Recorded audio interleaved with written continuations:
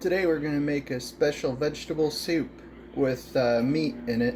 I'm going to put hamburger in it, 80% lean. First I pour in the cans of vegetable soup and I fill each can with water and dump it in too, just as if I was making the soup. Then I add the diced potatoes, but I drain the water out first because you don't want all that extra liquid potato in there. You're not making potato soup. So I drain the water out and then dump in the potatoes. The other cans, I just go ahead and dump the whole can in.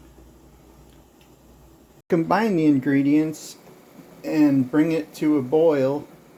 Right now it's just starting to warm up. While I do that, I'm browning the meat in a pan, and then I'll drain the juice out because we don't want all that extra fat.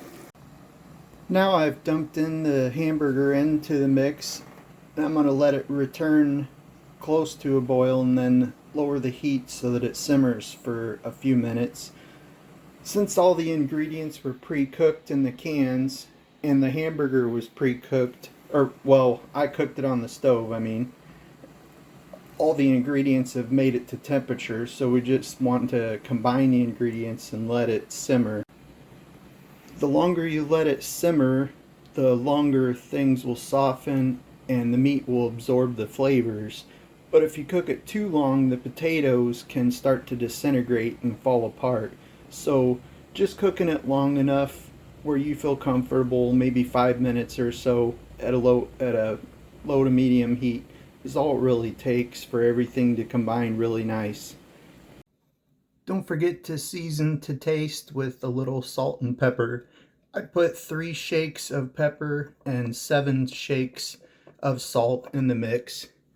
Also, don't forget to stir your mixture, especially when it's first warming up. Ingredients tend to stick to the bottom of the pan, so I make sure I make contact with all of the bottom of the pan as I'm stirring to make sure nothing burns to the bottom.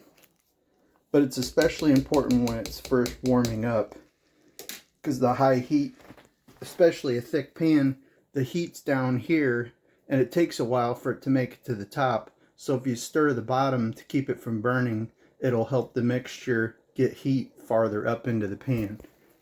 And of course, as it's warming up, I put a lid on it because it helps hold the heat in so it can cook better. All that's left is to enjoy your meal. Get a big old scoop of that. Look at that. Boy, that's good stuff right there. Enjoy.